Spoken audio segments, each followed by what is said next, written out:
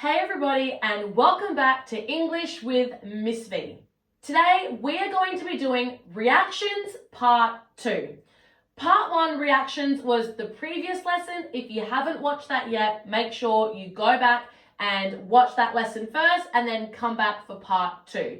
This is a super important lesson because even if you don't speak English fluently, knowing how to react in English whilst someone is talking to you makes it sound like you're a native even if you're not. And we all want to sound like a native English speaker. So take out a pen and some paper, take some notes. You're going to want to write some of this down.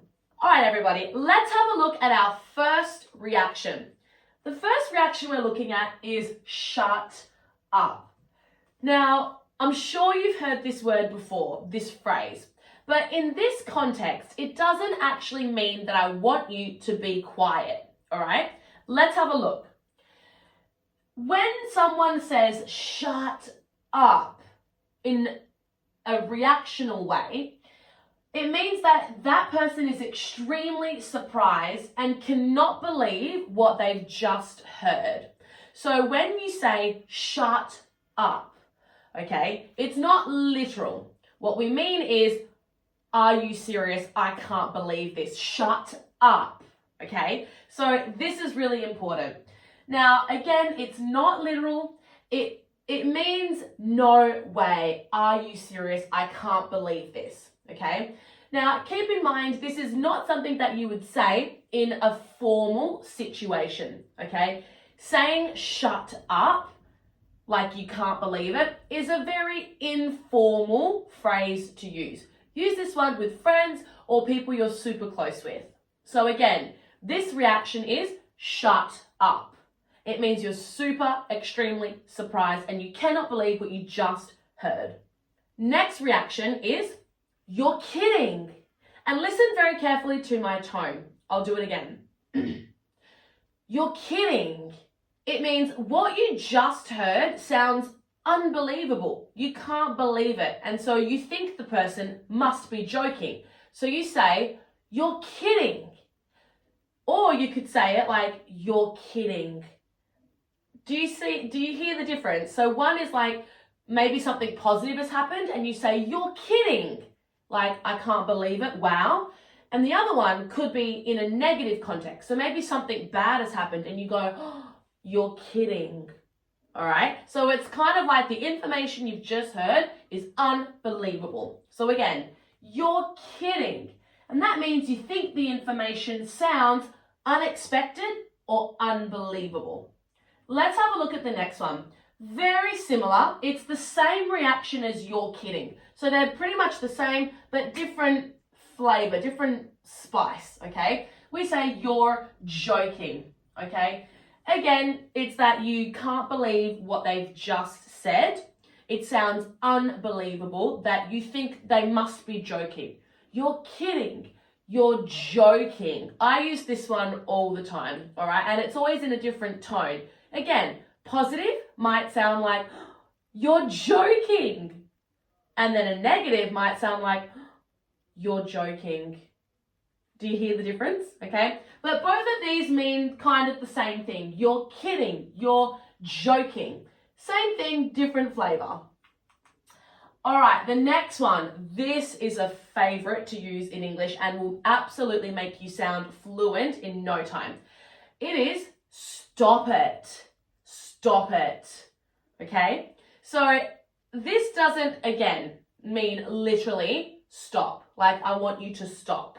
Okay, it doesn't mean that, okay? It's almost like you're so shocked, you need to pause, like stop it, okay? So you're shocked, amused, or excited, and you want them to keep talking, okay? So it's kind of the opposite of stop. When you say stop it, it's almost like you're hanging off the edge and you want them to keep talking, to finish the story because you're so amused or excited by what this person is saying to you, all right? So you can say, stop it. Like you can't believe it, you're shocked, but you absolutely want the person to continue what they're saying. Sometimes I will say stop it 8 times in a conversation. So if someone is telling me something like crazy, unbelievable, sometimes I'll say, stop it, stop it, stop it. Like you can keep saying it as many times as you want, depending on how crazy the story is. But again, it's not literal. We don't mean actually stop talking. It's actually the opposite. You want the person to keep on talking. It's not a command like stop it. It's not a command. You want them to keep talking. And again, it means like no way. Seriously? We looked at no way and seriously in my previous lesson. So this kind of means the same thing. All right, the next reaction, another classic, get out. Again, this is one I use all the time. I'm very excited about this because this will really make you sound like a native English speaker, okay? Get out. This is so dramatic as well. Very dramatic, very playful. And again, we normally use this when the news is exciting. It's exciting news, get out, all right? So it means the same as that's unbelievable. Get out, all right? So just think, if you're wanting to say that's unbelievable, instead say get out. Again, this is not literal. This does not mean get out. Get out. Okay, you definitely want the person to continue the story, but this means that is unbelievable. Get out. Get out. All right, so this is a great reaction to write down, one that you'll use a lot. Remember, it's totally dramatic, it's playful, and you use this reaction when you are responding to surprising news. Okay, let's have a look at an actual dialogue between two people. Okay, we've got person A and person B. Have a look and pay attention to the reactions that are happening in this dialogue. Okay, so we have person A says, I just won 10,000 euros on a scratch card. Shut up. I swear, look, you're kidding. Nope. Stop it. That's insane. I know. You're joking, right? I'm serious. Get out. That's crazy. Now, you probably wouldn't use all these different reactions in one small conversation, but it's just good to see how you would use the reaction, okay, and what you're responding to. Now, take note of this one. I love this. You're joking, right? So we looked at you're joking, but you can also add right at the end, which means you want them to confirm, okay? You're joking, right? Like, you can't be serious. So you can always add right at the end because you want the person to actually confirm whether what they've just told you is actually true. You're joking, right? And then they can say, no, I'm not joking. I swear it's true, okay? So this is a really good dialogue to help know how you can react when you hear certain things being said to you. Okay, I'm going to give you a very mini challenge, and I know that you probably can't see the writing on the TV. That's fine. I will say it out loud to you, all right? So I'm going to give you 3 situations, and I want you to have a go at writing in the comments or in your book how you could react to these situations. So have a listen.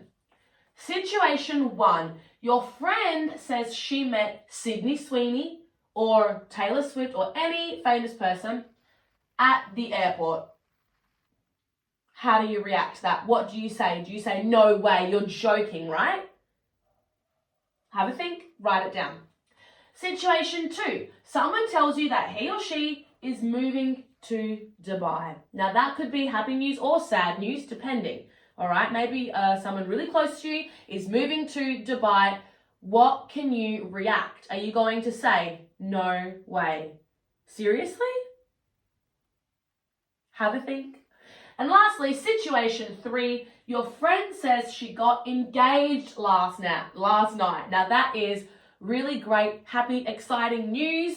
So how could you react? Remember everybody, if you've forgotten how to react the correct way, then go back and have a look at all our examples. Stop it, you're joking, you're kidding, and even go back to the previous lesson before this one so that you have a really good understanding of which reactions to use and why and when.